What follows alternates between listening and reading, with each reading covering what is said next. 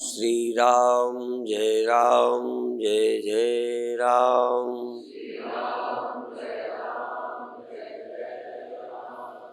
श्री राम जय जय राम।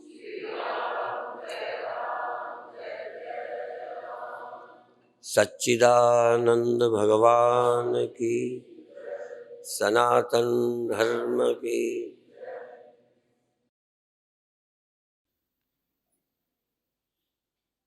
बहुत सारे शब्दों की व्याख्या मैं नहीं कर पाता, लेकिन समझाया जा सकता है। जैसे सामने कोई स्त्री या पुरुष है, वो आपकी या आपका वो क्या है, तो उसके प्रति जो एक अंदर वृत्ति है, भाव कि ये मेरी बहन है, पिता है, माँ है। अब ये एक मन के अंदर वृत्ति होती है, और वो अंदर की वृत्ति कितनी दृढ़ है, कितनी अदृढ़ है, मैं उस ब्रह्म भाव के समझाने के लिए उदाहरण चुन रहा हूं। तो सामने वाली स्त्री या सामने वाला पुरुष, उसके प्रति आपके अंदर जो ख्याल बनता है कि ये मेरी माँ है, संस्कार डाला है वो डाला हुआ संस्कार। जिसमें वो संस्कार नहीं है उसको वो नहीं दिखेगा। और चूंकि संस्कार मनुष्य में ही डाले जा पाते हैं। कल मैंने कहा था कि शब्द का बड़ा महत्व है। शब्द द्वारा ही ये सब हमारे दिमाग में डाला गया, और वो हमारे व्यवहारिक जीवन में काम आता है। पर कामना का वेग जैसे उस मेरी वृत्ति को तोड़ देता है। ऐसे केस आए हैं बहन बेटी माँ से भी गलत संबंधों के। कारण क्या है कि वो भी एक डाला हुआ संस्कार था, जिसने मेरी प्रकृति को रोक रखा था। मेरे को उनके प्रति विकार नहीं आता था, लेकिन यदि विकार प्रबल हो जाए तो वृत्ति टूट जाती है। इसी तरह से शिव जी के काम के प्रकरण में ये बात आई है कि जो ब्रह्म ही ब्रह्म देखने लगे थे, जैसे आप बहन देखने लगे, माँ देखने लगे, पुत्री देखने लगे, ये तो आपका अनुभव है ना। लेकिन कुछ लोगों ने पहले यही देखा था जैसे तुम देखते हो, पर आज के कुछ बुरे वातावरण से वो संस्कार कमजोर पड़ गया। कौन सा? भाई का, बहन का, बेटी का, पुत्री का, पुत्र का। वो जो भाव और वृत्ति कमजोर हो गई, इधर काम का वेग बढ़ाने के लिए सुविधाएं जुटा दी, तो वृत्ति आपकी नहीं टिकी। बहन से भी भाई के बुरे संबंध, पिता के भी पुत्री से बुरे संबंध देखे गए, अखबारों में छपते हैं। अर्थात संस्कार कमजोर पड़ सकता है। यही बात अब यहां उल्टी है। पहले जो मेरी बहन थी, माँ थी, बेटी थी, उसके प्रति भी बुरा भाव बन सकता है, असंभव नहीं है। इसीलिए ऐसे अवसर नहीं देने चाहिए कि मेरी वृत्ति के बिगड़ने के अवसर आ जाएं, नहीं देना चाहिए।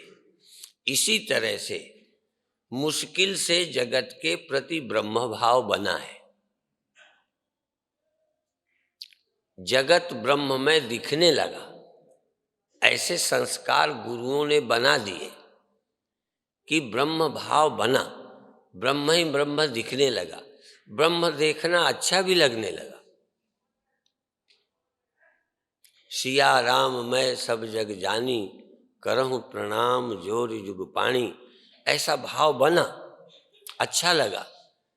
लेकिन कोई वातावरण ऐसा बन जाए तो ब्रह्म भूल जाएगा, फिर वो दुश्मन दिखने लगेगा, वो नीच दिखने लगेगा, वो पापी दिखने लगेगा, घृणा होने लगेगी। जिसके हाथ जोड़कर मन को अच्छा लगता था, अब नहीं अच्छा लगता। कभी कभी किसी संत के प्रति आपकी बड़ी श्रद्धा थी, लेकिन कोई उससे गलती हो जाए, दुष्कर्म हो जाए, नैतिकता के विपरीत कुछ हो जाए, या मेरे से उनकी लड़ाई हो जाए, तो जो मुझे देखकर वो अच्छे लगते थे, हाथ जोड़ने का मन करता था, सिर झुक जाता था, अब नहीं झुकता। कारण चाहे बाहर के थे या केवल मेरा था, लेकिन वृत्ति बदल गई। तो इसलिए किसी अपनी वृत्ति को मजबूत बनाना, ये भारतीय संस्कृति वृत्ति बनाने का अच्छा अभियान हमारे सामने रखा है। ये वृत्ति ही, धर्म वृत्ति ही तो बनाता है, बाहर के दृश्य को चेंज नहीं करता, वृत्ति चेंज करता है। किसी की जवानी थोड़ी बदली है, सिर्फ रिश्ता बनाया है, और वो जितना ही मजबूत रिश्ता हो या उसके विपरीत सुनने को न मिले। क्योंकि आजकल ये भी बताया रे, स्त्री स्त्री होती है, क्या बहन क्या भाई, क्या पंडित क्या मेहतर। तो जब ये सुनोगे तो वो वृत्ति कमजोर हो जाएगी। वर्ण वाली वृत्ति, आश्रम वाली वृत्ति, संबंधों वाली वृत्ति कमजोर हो जाएगी, क्योंकि उसके विपरीत सुना। यदि हमको धर्म के विपरीत कुछ सुनने को, पढ़ने को न मिले, तो हम धर्मात्मा हो जाते। आजकल बच्चियां इंटरव्यू में जब पूछा जाता है सेक्स संबंध के विषय में, तो कहती है हम इसको बुरा नहीं मानते, विवाह जरूरी नहीं है,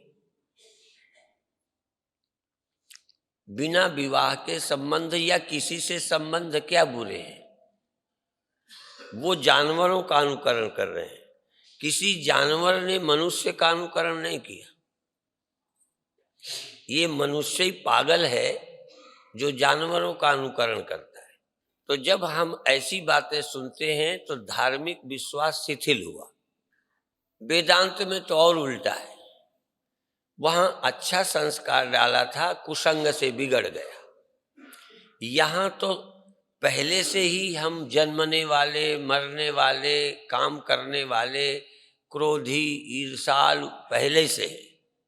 मुश्किल से ग्रंथों ने बनाया था कि तुम में क्रोध नहीं है, तुम में काम नहीं है, तुम जन्मते नहीं हो, मरते नहीं हो, यह दृष्टि दी थी।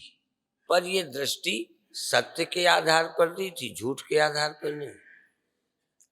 यदि किसी घड़े को किसी छोटी घड़ी के प्रति काम आता है, हमने समझाया कि कहाँ कोई घड़ी है, कहाँ कोई घड़ा है, मिट्टी के सिवा है क्या।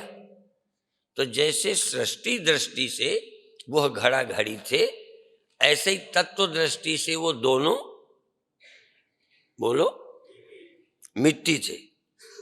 लेकिन तत्व दृष्टि सत्य दृष्टि है, घड़ा घड़ी बनावटी दृष्टि है।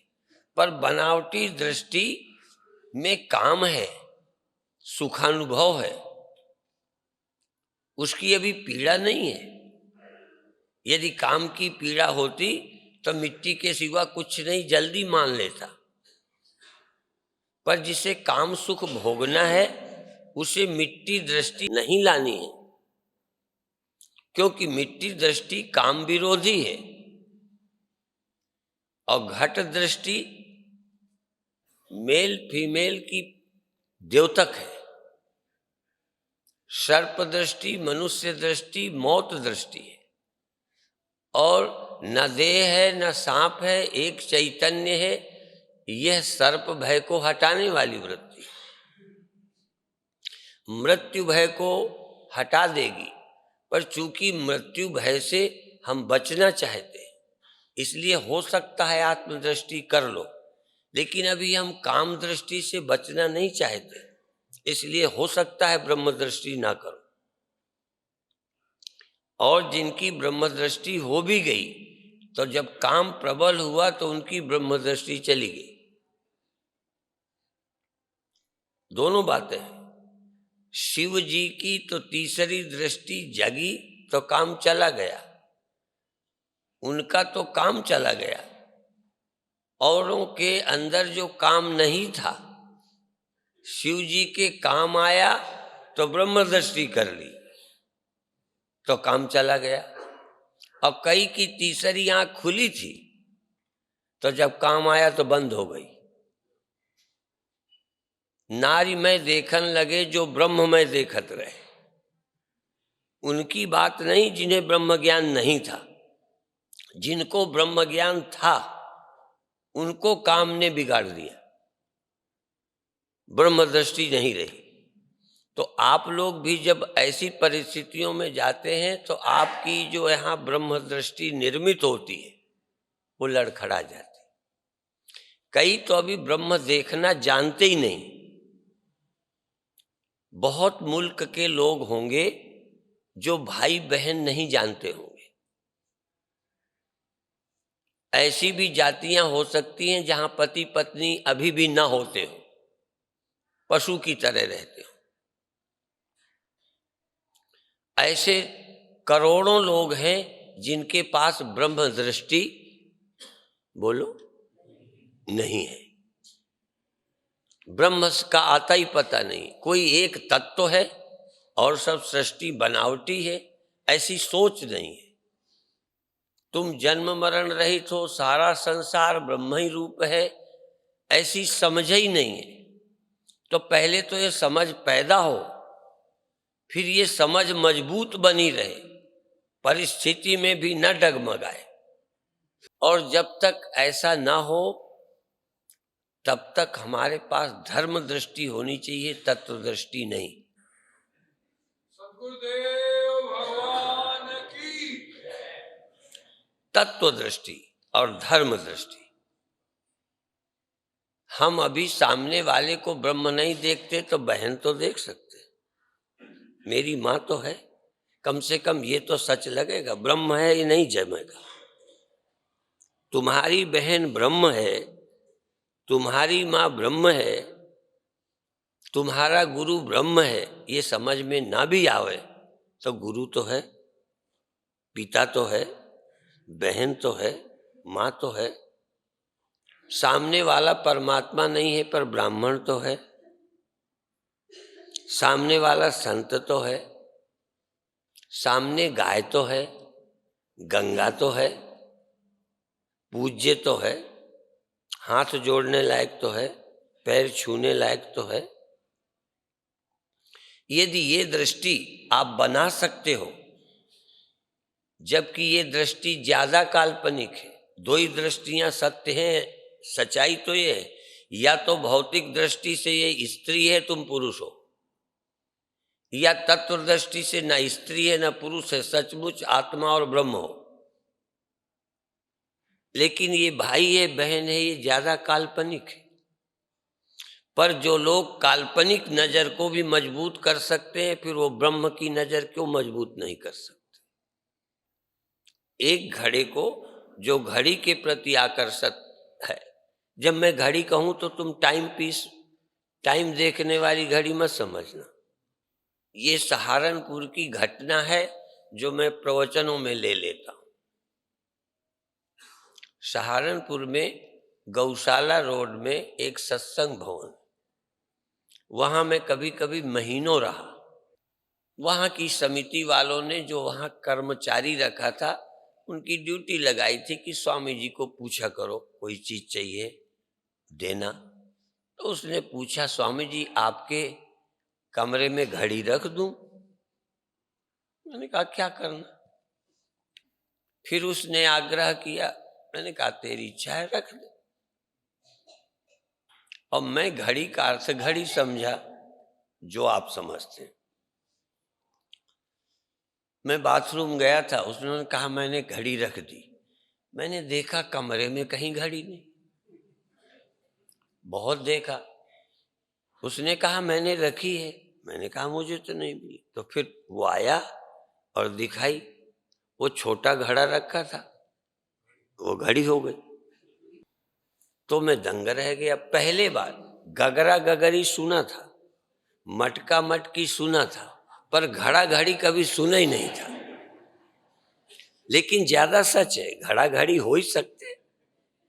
तो इसलिए मैं कह रहा हूं कि घड़ा को घड़ी का आकर्षण है, घड़ी को घड़े का आकर्षण है। पर क्यों है? चूंकि घड़ा है इसलिए। मिट्टी होते तो मिट्टी एक, अब मिट्टी होते तो दो ही न होते, एक ही। मिट्टी ही मिट्टी दो नहीं, घड़ा घड़ी तो दो हैं, घड़ा घड़ा दो हैं, घड़ी घड़ी दो हैं, मिट्टी मिट्टी दो नहीं, वहां तो एक ही है। मिट्टी मिट्टी से आकर्षित नहीं होती और मिट्टी मिट्टी दो ही नहीं है। ब्रह्म ब्रह्म दो नहीं है जो आकर्षित हो जाए, आत्मा आत्मा दो नहीं है। तो एक दृष्टि है सृष्टि दृष्टि, एक है तत्व दृष्टि, और इन दोनों के बीच में पुल है धर्म दृष्टि। धर्म धर्म मान्यता है, उत्थान के लिए है, कल्याण के लिए। जो धर्म की दृष्टि को मजबूत कर सकता है वो तत्व दृष्टि जरूर मजबूत कर लेगा। जो एक सामने लड़की को बहन मान सकता है, जवानी में बहन मान सकता है, वो मैं कह सकता हूं शरीर रहते वो अपने को ब्रह्म भी मान सकता है। क्योंकि किसी दृष्टि को मजबूत करना उसे आता है। और काम के और जवानी में यदि बहन बहन बनी रह सकती है, भाई भाई रह सकता है, पिता पिता रह सकता है, पुत्री पुत्री रह सकती है, जवानी में काम में जिस जिस धर्म की दृष्टि को काम और क्रोध नहीं तोड़ सके, ऐसे ज्ञानी को यदि ब्रह्म दृष्टि हो जाएगी तो कौन समय उसे तोड़ सकेगा। इसलिए जिसकी धर्म दृष्टि मजबूत नहीं है उसकी ब्रह्म ज्ञान भी मजबूत नहीं होगा। जिस काम ने उसके धर्म को बहन नहीं रहने दिया, तेरे को ब्रह्म रहने देगा काम? तेरा द्वेष तुझे ब्रह्म रहने देगा? इसलिए बिना धर्म के तत्व ज्ञान नहीं हो सकता। जिसको दृष्टि मजबूत करना नहीं आया, इसीलिए उस देवी का जिक्र किया था। काम के पागलपन में भी यदि मां आ जाए, कामातुर व्यक्ति के सामने यदि मां आ जाए तो उसका काम गिर जाएगा, लजा जाएगा। एक लड़का, थोड़ा अंधेरा था, कुछ लड़कियां आगे जा रही थी। लड़के के मन में काम वासना आई, प्रियता आई, एक लड़की को ऐसे हाथ मार दिया। पीछे से थोड़ा अंधेरा था। जब हाथ मारा तो लड़की मुड़ के देखा, उन 4-5 लड़कियों में वो लड़की उसकी बहन थी। जब वो मुड़ के देखा, अरे तू, इतना शर्मिंदा हुआ कि उसने आत्महत्या कर ली लड़के ने। तो संबंधों में काम भी लजा जाता है, क्रोध ठंडा होता है। तुम लड़ रहे थे, गुरुजी आ गए, लड़ाई बंद। जो लोग गुरु के सामने लड़ते रहेंगे वो ब्रह्मज्ञानी हो जाएंगे। पागल भी यदि हो, गुरुजी आ जाए, ऐसे यदि तुम पागल भी हो, कामातुर भी हो, और याद आ जाए परमात्मा, तो काम चला जाए। असल में वृत्तियों पर विजय पाने के लिए ब्रह्म वृत्ति है। वृत्तियों पर, नेचुरल प्राकृतिक वृत्तियों पर विजय पाने के लिए धर्म वृत्ति है। और धर्म और प्राकृतिक वृत्तियों पर विजय पाने के लिए ब्रह्म वृत्ति है। सर्व वृत्तियों पर विजय होती है ब्रह्म दृष्टि से। और कहाँ विजय होती है कहाँ नहीं होती है वो धर्म दृष्टि। धर्म दृष्टि व्यापक नहीं होती। धर्म दृष्टि के लिए ये बहन है, ये माँ है, और ये नहीं है, ये तुम्हारी पत्नी है। धर्म दृष्टि छूट भी देती है। तुम मांस नहीं खा सकते पर फलानी चीज का खा सकते हो। गोमांस नहीं खा सकते। तुम मांस खा सकते हो पर एकादशी को, द्वादशी को, फला तिथि को इस महीने में नहीं खाना। छूट भी दे दी। नमक खा सकते हो पर उपवास के दिन नहीं खाना। धर्म तैयार करता है वृत्तियों को। वृत्तियों को कैसे बदलना। आज पूजा कर दी, नवरात्रि के बाद में देवी को फेंक दिया। दोनों वृत्तियां, पूज्य वृत्ति भी दे दी और पदार्थ दृष्टि भी दे दी।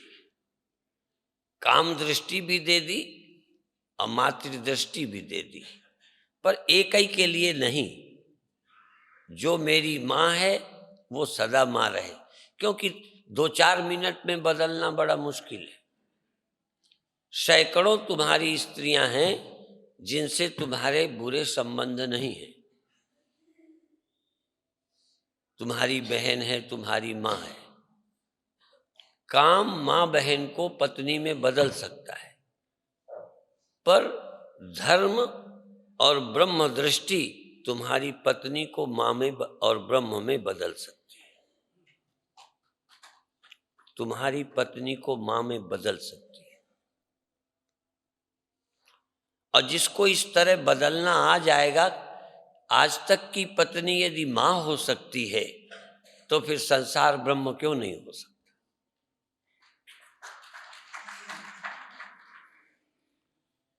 वृत्तियों को नियंत्रित करने की कला धर्म देता है और वृत्तियों को आमूल चूल बदलने की सामर्थ्य तत्व ज्ञान देता है। पर कोई वृत्ति देनी चाहिए उसी को जिसको जिसकी जरूरत हो। काम की पूर्ति भी करना है, काम से बचना भी है। अति काम से बचना है, थोड़ा काम की छूट देना है, इसलिए विवाह कर दिया। अभी तुमको भगवान सब जगह नहीं देखना है, इसलिए मंदिर बना दिया। यहां भगवान देखो, इसको भगवान देखो, अभी घरवाली को भगवान मत देखना। अभी दुष्टों को भगवान मत देखना, अभी इनको भगवान देखो, गुरु को भगवान देखो, मंदिर में भगवान देखो। जब भगवान देखना अच्छा लगे तो भगवान बढ़ाने शुरू कर दे। जो चीज प्रिय होती है बढ़ाई जाती है। पैसा आप बढ़ा रहे हो कि घटा रहे हो? जो चीज प्रिय है बढ़ाई जाएगी। यदि ब्रह्म देखना अच्छा लगता है ना तो मंदिर बढ़ा लो, भगवान देखो, फिर गुरु भगवान, फिर माता पिता भगवान, फिर धीरे धीरे भगवान देखने में यदि तृप्ति हो। अभी मैं बताऊं तुमको, बहन देखने में ज्यादा अच्छा लगता है कि पत्नी देखने में? यदि बढ़ाना हो तो आप बहनें बढ़ाओगे कि पत्नियां बढ़ाओगे? जिसकी जरूरत है वही बढ़ाओगे, और बढ़ाना है वो उसकी बात मान लोगे। जब तुमको काम से बचना होगा तो कहा जाएगा ये बहन है, ये माँ है, ये तुम्हारी पत्नी नहीं है। बहन भी नहीं तो पत्नी भी नहीं है, बढ़ा लो। सारी दुनिया तुम्हारी स्त्रियां बन सकती है और सारी दुनिया की स्त्रियां तुम्हारी माँ बन सकती है, पर बनेंगी तब जब तुम्हारा दिल चाहेगा। फिर पंडित की मान लोगे, चूंकि काम था, काम के बिना रह नहीं सकते थे, तो लोगों ने कहा ये पत्नी है, मन ने मान लिया। मांस खाने की इच्छा है तो उन्होंने कहा देवी में चढ़ा के खा सकते हो, मान लिया। और यदि हम कह दें कि अब नहीं खाना है, तो ये बात ठीक नहीं है। देवी में चढ़ा के प्रसाद खाने के लिए तो जल्दी मान लिया, पर अब तुमको प्रसाद भी नहीं खाना। कौन बात नहीं पसंद? तो जो नहीं पसंद नहीं मानोगे, धर्म भी कहे तो नहीं मानोगे, गुरु भी कहे तो नहीं मानोगे। यदि पसंद होती तो मान लेते। इसमें कोई तर्क नहीं करता कि 7 चक्कर घुमाने से या 4 चक्कर घुमाने से कैसे पत्नी हो जाती है। किसी ने वकालत नहीं की कि क्यों बेवकूफी बात करते हो, कैसे पत्नी हो गई। कोई पत्नी पैदा हुई थी क्या? जब पैदा नहीं हुई तो बनाने से बन जाती है क्या? इसमें तर्क किया आपने, क्यों बन गई। पर आज बच्चे कहते हैं बहन कैसे हो सकती है, तो बकवास है। तो पहले तो तुम वेदांत क्यों सुनोगे ये बता दूं। चूंकि मरना पसंद नहीं है, इसलिए अविनाशी पसंद आएगा। जिस विकार से तुम दुखी होगे, मजबूर हो जाते हैं मां मानने के लिए।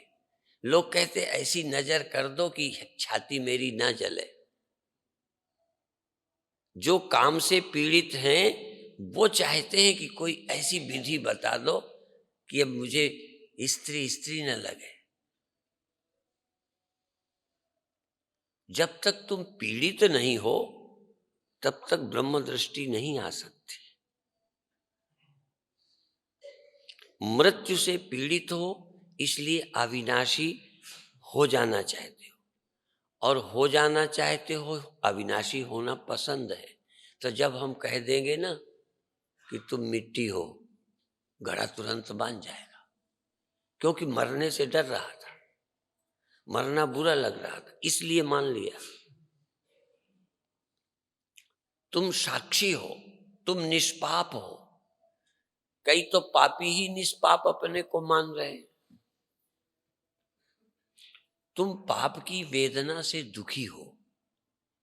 तमाम पापी अपने पाप से दुखी नहीं है। भारतीय लोग पाप से दुखी है, इसलिए इनको जब कहा जाए तुम निष्पाप हो, राहत मिलती है। भारतीय लोग पाप से, पाप कुंठा से दबे हुए हैं। जब कोई कह दे हमने माफ कर दिया, चाहे मैंने गप्प लगाई हो, पर तुम्हें पसंद आ जाएगी। तुम मुक्त होना चाहते हो, अभी ज्ञान वाली मुक्ति नहीं चाहते। तुम बंधन में हो, ज्ञान से मुक्ति हो जाती है, ये तुम्हारी समझ में नहीं आती। तो तुम मृत्यु जन्म दुख, अगला जन्म ना हो, दुख ना हो। तो हमने कहा मरने के बाद तुमको हम जन्म नहीं होने देंगे, तुम हमारी शरण में आ जाओगे। आ गए हो नहीं। ये गुरु की बात क्यों मान लेते हैं लोग? गुरु महाराज थैले में ले जाएंगे जीवात्माओं को, गुरु महाराज तुम्हें नरक से बचा लेंगे, तुम्हें मृत्यु के बाद नरक में नहीं जाने देंगे, दुख में नहीं जाने देंगे।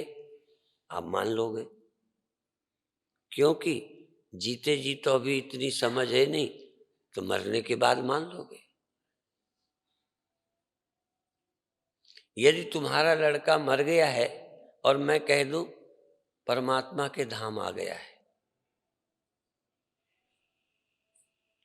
गुरु महाराज ने सचखंड भेज दिया है, गुरु महाराज ने अपनी शरण में बुला लिया है, मत रो, राहत मिलेगी। एक माता की मृत्यु हो गई, एक माता की मृत्यु हो गई, शादी के समय हो गई। लेन देन को लेके थोड़ा झगड़ा हो गया, थोड़ा आवेश में आ गई, प्राणांत हो गया। अब लड़के को लगा कि माता का अकाल मृत्यु हुई, पेड़ से गिर के हो गए या और किसी दुर्घटना से, एक्सीडेंट से हो गए, ये भी दुख और आवेश में हुआ, नेचुरल मृत्यु नहीं। तो उनको लगा कि माता की अकाल मृत्यु हुई है, इसलिए गति नहीं होगी। तो गति के लिए जो पंडित बताते हैं, रजाई, कपड़ा, गद्दा, फलाना, ये पाठ, ये पूजा, सबकी, अब उस बेटे को लगता है मेरी माँ तर जाएगी। मैं ये नहीं कहता कि नहीं तरेगी या तरेगी, पर मैं अच्छा लगता है कि मेरी माँ नरक में न पड़े, अकाल मृत्यु में तड़फती न फिरती रहे, भूत प्रेत न होवे, तर जावे, इच्छा है। अब तर जाना बेटे को दिख गया क्या? जिस पंडित ने कराया है उसे भी पक्का है क्या? दूसरों की मां मरने पर तारता है पंडित, यदि उसकी मां मर जाए तो फिर यही करेगा? पंडित को खुद भरोसा नहीं है कि तर जाएगी, लेकिन दूसरों को तार रहा है। पर वेदांत अपरोक्षानुभूति में तर जाएगी नहीं, तुम तर गए या नहीं तरे, तुम मुक्त हो या नहीं, तुम जन्म मरण रहित हो या नहीं हो, ये कल का मामला नहीं है, आज का है। तुम कौन हो? अभी अभी देखो तुम घड़ा हो या मिट्टी। यदि अभी तुम मिट्टी हो तो नहीं मरोगे, और अभी यदि तुम घड़ा हो तो तुम मरोगे। तुम जैसी मति तैसी गति, बल्कि मर जाओगे ये कम सच है। चलो छोटा सच है, काल्पनिक सच है, व्यवहारिक सच है कि तुम मर जाओगे, तुम नहीं मरोगे, ये परम सत्य है, ये सुप्रीम ट्रूथ है, ये परम सत्य है, इसमें जरा भी झूठाई नहीं। पर जिसमें जरा भी झूठाई नहीं वो समझ नहीं आ रहा। तुम नहीं मरोगे ये नहीं समझ आता, तुम्हें हम आगे जन्म मरण के चक्कर से छुड़ा देंगे ये समझ आ रहा है, जिसमें दिमाग की जरूरत ही नहीं। तुम्हारी मां तर जाएगी ये विश्वास आसान है, क्योंकि नजर तो पहुंचती नहीं। यहां तुम्हें अनुभूति होती है कि मैं मर जाऊंगा, मैं मरने वाला हूं, मैं पापी हूं, ये अनुभूति हो रही है, इतनी गहरे में हो गई है, चाहे हमारी डाली हुई हो। शास्त्र ने पहले पाप पुण्य डाला है। ये पाप पुण्य कहां से आया? किसी गधे में है? किसी सुअर में पाप पुण्य है? किसी नास्तिक में पाप पुण्य है? पाप पुण्य डाला जिससे तुम गंदे काम ना करो, तुम्हें बचाया। पर अब पाप से तो बचा लिया, कई बुराइयों से बचा लिया, पर गलती से कहीं पेशाब कर दिया, गलती से तुमने किसी को छू लिया, गलती से कुछ खा लिया, चींटी मर गई, इतना पाप भर दिया कि अब तुम पाप में मरे जा रहे हो। अब तुम्हें एक दिन काम आ गया, आधे साधक पूछते हैं स्वामी जी अभी काम नहीं गया। अरे बदमाश तो नहीं है, बना रहने दे थोड़ा बहुत। इतना हमको डाला गया कि अब जरा ख्याल आ गया महाराज अभी तो काम नहीं गया, अभी क्रोध नहीं गया, अभी ईर्ष्या नहीं गई। तो पहले तो पाप से बचाने के लिए, बुराई से बचाने के लिए पाप और पुण्य तुमको दिए। यदि कोई न देता तो तुम पापी कभी होते ही नहीं।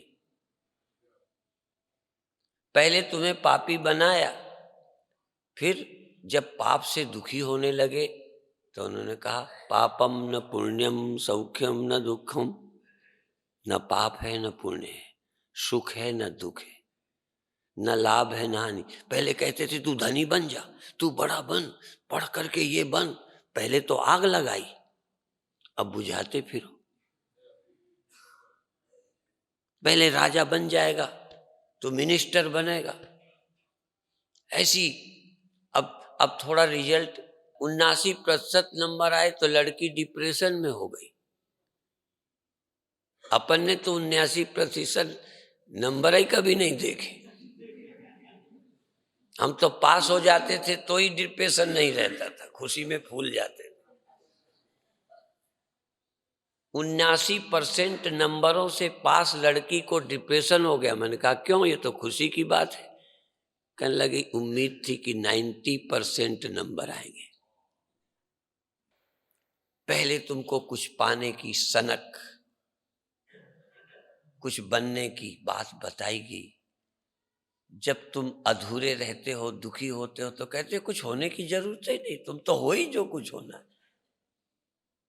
मनुष्य को पहले बांधा गया खोलने के लिए, मुक्ति का अनुभव करने के लिए बांधा गया।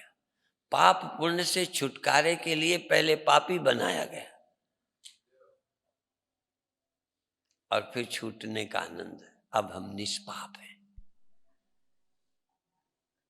अब हम अचाह हैं, अब हम जन्म मरण से रहित हैं। हमारा जन्म नहीं होता। यदि पीड़ा नहीं होती तो मुक्ति क्या थी। इसलिए कल कहा था, बंधव होए तो मोक्ष बने, और होए अज्ञान तो ज्ञान न सावे।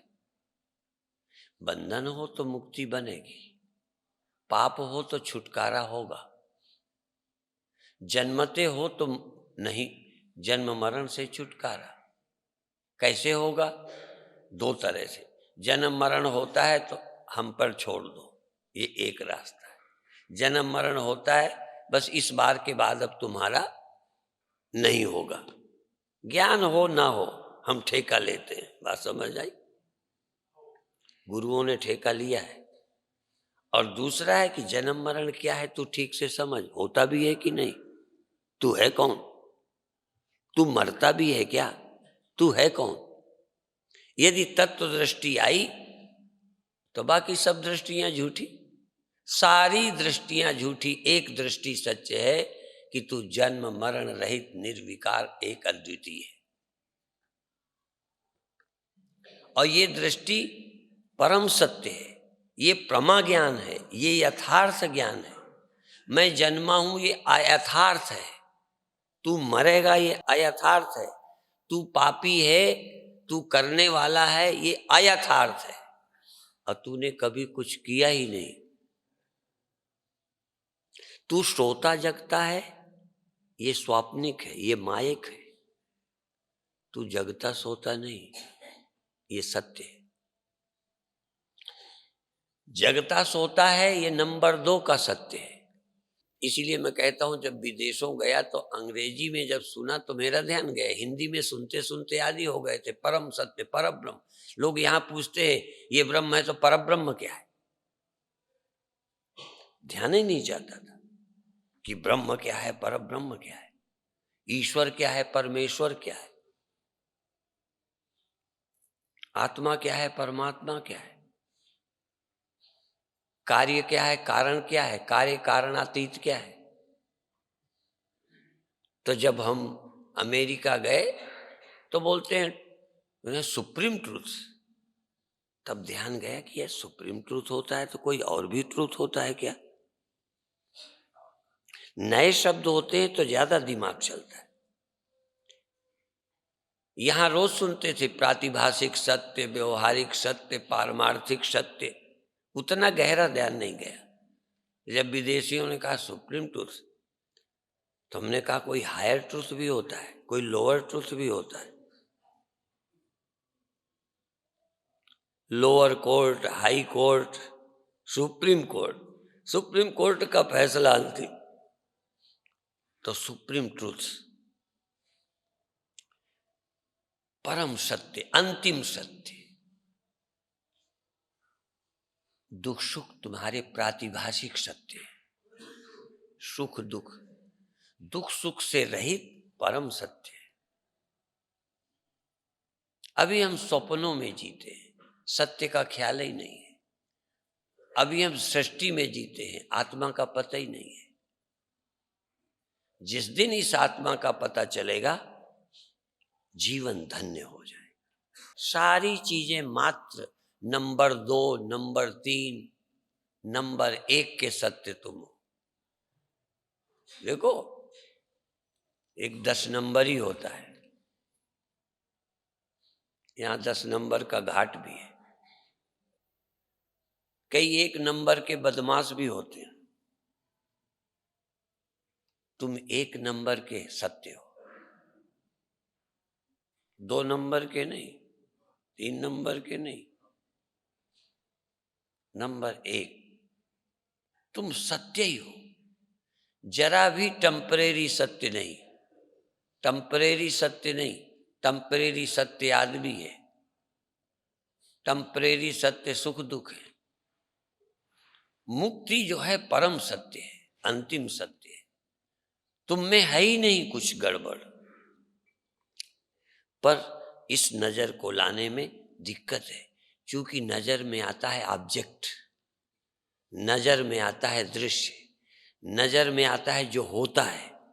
जो होता है वो नजर में आता है, जो है नजर में नहीं आता, है छिपा है।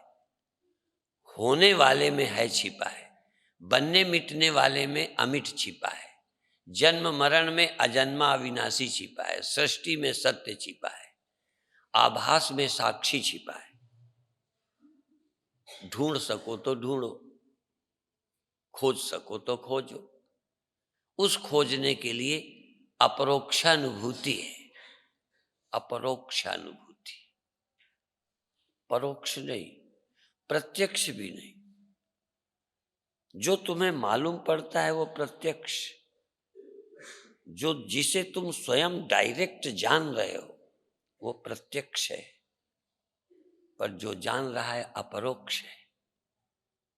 वो दिखता नहीं, देखता है। क्या देखता है? वो है ही नहीं। जो दिखता है वो तो है, बोलो। जो दिखता है वो है, जो देखता है वो नहीं है। जो प्रत्यक्ष है वो है, पर जिसको प्रत्यक्ष हो रहा है वो नहीं है। स्वप्न है, पर जिसने देखा वो नहीं है। और जिसने स्वप्न देखा वो स्वप्नों के मिट जाने पर मिट गया क्या? अपरोक्ष कहाँ होगा? मरने के बाद। अपरोक्ष तुम्हारा मरने के बाद होगा।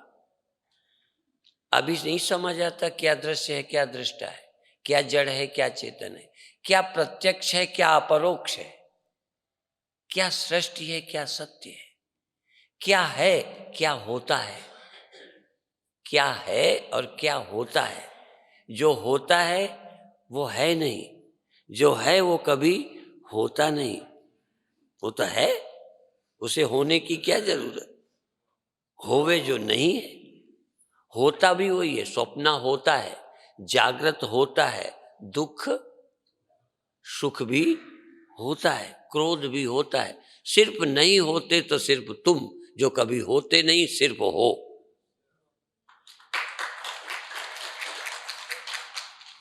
पर जो है, जो हो, वो तुम्हारे को क्लियर नहीं हो रहा। फिर कभी समझ में भी आया ये फिर होता क्यों है, ये होना बंद क्यों नहीं होता? इस होने में देख, जो होता है वो है या तू है? जब लहर नहीं माने हो ही रही है तो इतने ही पूछो, लहर होती है कि है? तो कहोगे होती है। तुम हो कि होते हो? अपने विषय में बोलो, तुम होते हो या हो? जो हो है, तुम हो। तुम हो को होता क्यों मानते हो? तुम है को होने वाला क्यों मानते हो? तो पहले होता है और है को अलग करो, फिर एक समय होता कुछ रहेगा ही नहीं, है ही रहेगा। जो है। होता जहां भी है वहां है, जो होता है वो होता ही नहीं, है वहां। हर होने में है। लहर होती है, होते में कौन है? जो है।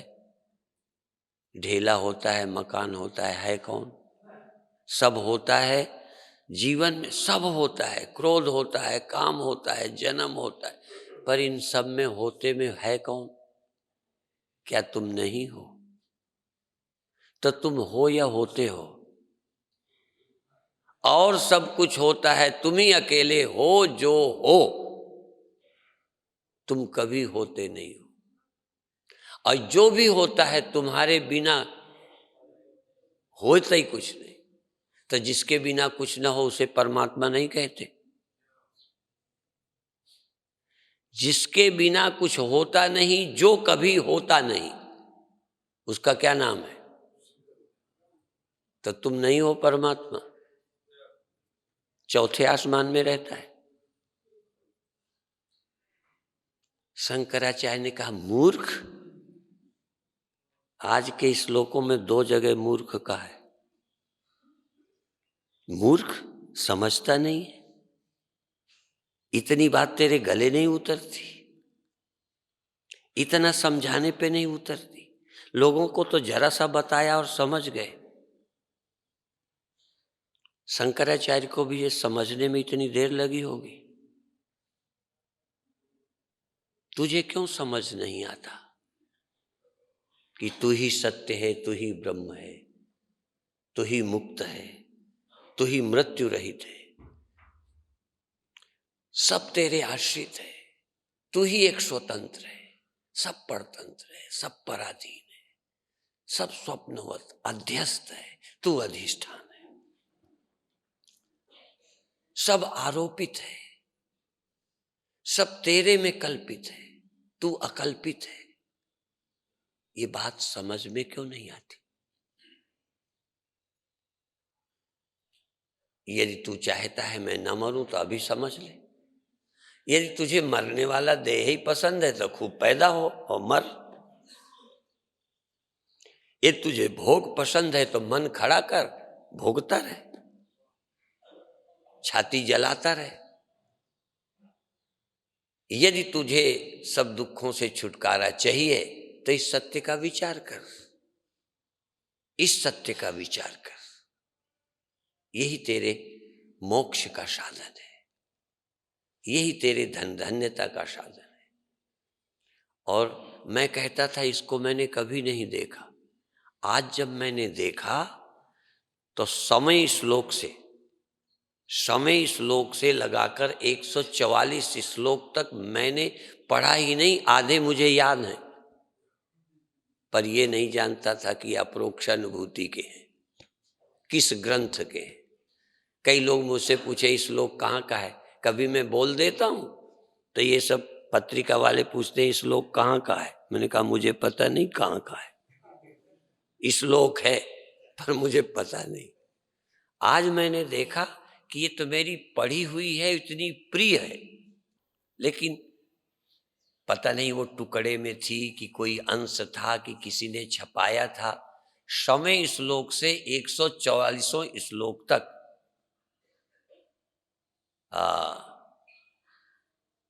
प्राणायाम, कुंभक, रेचक, और जब मैं देख लूंगा कि पूरा नहीं कर पाऊंगा तब मैं 100 श्लोक से लगा के 144 तक आखिर वाला पहले ही कर दूंगा।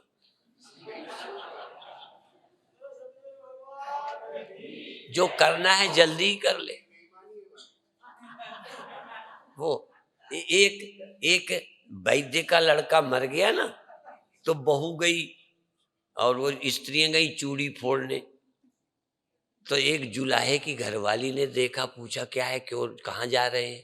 कहीं चूड़ी फोड़ने जा रहे हैं। कि क्या हो गया? कहीं वैद्य जी का लड़का मर गया। तो वो जो जुलाहा की घरवाली थी वो भी उनके साथ शामिल हो गई। जब बहू की चूड़ी फोड़े तो अपनी फोड़ने लगी। कहने लगे तू क्यों फोड़ती है, तेरा कौन मर गया? कहें जब वैद्य का मर गया तो मेरा मरा ही समझो, मेरे को कौन बचाएगा? तो जब पूरा ही करना है तो चाहे कुछ छूट जाए, पूरा तो हम कर ही देंगे, आखिरी बात बता देंगे, उसमें क्या है। अब आप आंख बंद करो,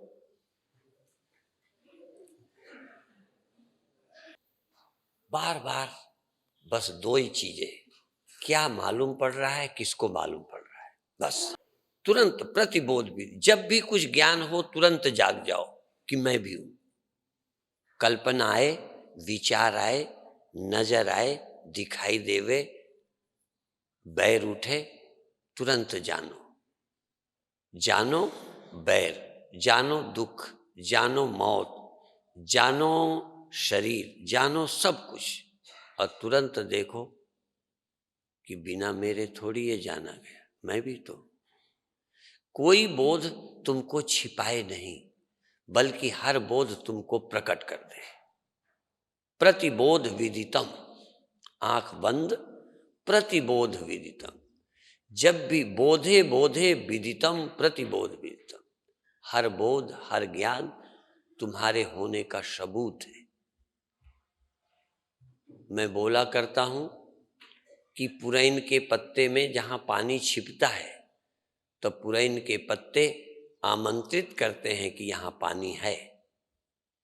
यह जगत जो दिखता है अज्ञानी के लिए ढकता है, ना समझों के लिए जगत की प्रतीति आत्मा में आवरण है। लेकिन जो जान गए जगत की प्रतीति मेरे लिए निरावृत सत्य है, मेरे बिना ये नहीं होता, इसलिए ये आवरण नहीं है। इस प्रत्यक्ष में अपरोक्ष है। जगत प्रत्यक्ष है, मैं अपरोक्ष हूं। स्वप्न प्रतीति है, मैं साक्षी हूं। सब कुछ होता है, मैं हूं। इसलिए अब जगत मेरे लिए पर्दा नहीं है। स्वामी राम ने इसीलिए कहा अब न कर पर्दा। जब तक नहीं जानता था तब तक पर्दे में था, पर अब प्रकट हुआ तो पर्दे में भी भीतर, चाहे कितने कपड़े पहनो, भीतर से तुम नंगे हो। औरों के लिए पर्दा है, कपड़े तुमने औरों के लिए पहने हैं और तुम्हें नहीं देख सकते, पर तुम जरा देखो कपड़े पहने हुए भीतर से तुम नंगे हो या नहीं। इसी तरह से साक्षी नंगा है, साक्षी में आवरण है ही नहीं, चैतन्य निरावृत है।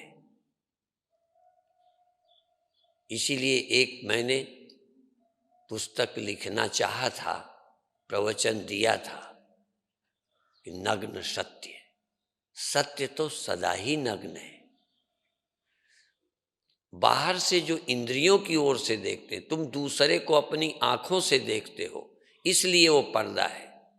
तुम्हारे भी पर्दा है, दूसरा तुम्हें अपनी आंखों से, तुम अपनी आंखों से ना देखो, अपने अंदर से अपने को देखो, नंगे हो ना। जैसे ये वस्त्र तुम्हें दूसरों के लिए ढाकते हैं, तुम तो नंगे ही हो, कितने कपड़े पहन लो तो भी तुम नंगे हो। इसी तरह तुम कितनी सृष्टि का आरोप कर लो, कुछ भी अपने ऊपर लाद दो, पर तुम तो चैतन्य ही हो, तुम तो सत्य ही हो, तुम तो ब्रह्म ही हो। अपने ऊपर पर्दा हो ही नहीं सकता। साक्षी में पर्दा कैसे होगा? क्योंकि पर्दे का भी तो साक्षी होगा, पर्दे का भी तो साक्षी चाहिए। तुम्हें कैसे अज्ञान होगा? तुम कैसे अज्ञानी हो जाओगे? अज्ञान का भी तो ज्ञान तुम्हें होगा। जिसे अज्ञान का भी ज्ञान है वो अज्ञानी कहाँ है?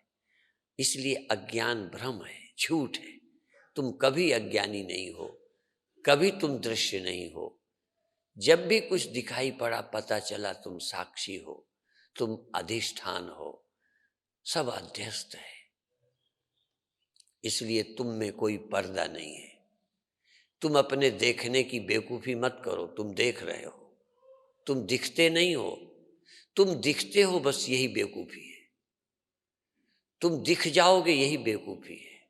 तुम न दिखे हो न दिखोगे, देखते रहे हो, देख रहे हो, देखते रहोगे, जानते रहे हो, जान रहे हो, जानोगे। संसार को भी जानोगे, स्वप्नों को भी, यहाँ तक निद्रा और अज्ञान को भी तुम ही जानोगे। तुम सर्वज्ञ हो, तुम सदा चेतन हो, सदा निरावृत हो, तुम में कोई पर्दा नहीं है। पर्दा भी भ्रम है, तुम में कोई आवरण नहीं है। इस सत्य को ठीक से देखो, एक बार देख लो कि तुम ही देख रहे हो कि नहीं, तुम ही सुन रहे हो कि नहीं, तुम ही जान रहे हो कि नहीं, तुम्ही ने स्वप्न देखा कि नहीं, तुम्ही ने मन को जाना कि नहीं, तुम्ही ने न जानने को भी जाना कि नहीं। न जानना भी किसने जान लिया? न जानने के जानने वाले लोग इसे वकालत कहेंगे, तर्क कहेंगे। ये तर्क नहीं है, ये सत्य है। ये सिर्फ कोरी बातें नहीं है, सच्चाई है कि अज्ञानता का भी, बेखबरी का भी तुम्हें ज्ञान होता है। कभी पदार्थ का ज्ञान होता है, कभी अज्ञान का ज्ञान होता है। कभी बाहर का ज्ञान होता है, कभी भीतर का ज्ञान होता है। कभी भीतर बाहर दोनों के अज्ञान का भी ज्ञान होता है। तुम ज्ञान स्वरूप हो, चैतन्य स्वरूप हो, मुक्त स्वरूप हो, ब्रह्म स्वरूप हो। तुम्हारे स्वरूप में कोई कमी नहीं है। विकार भ्रांति है, विकार तुम्हें दिखे हैं। जिसको विकार दिखे हैं वो साक्षी है, वो निर्विकार है। जिसको निद्रा दिखी है, जिसको अज्ञान मालूम पड़ा है, वो ज्ञान रूप है। ज्ञान की जरूरत नहीं, तुम बोध रूप हो। इतना ही कहकर अभी समाप्त करते हैं। ओम शांति शांति शांति।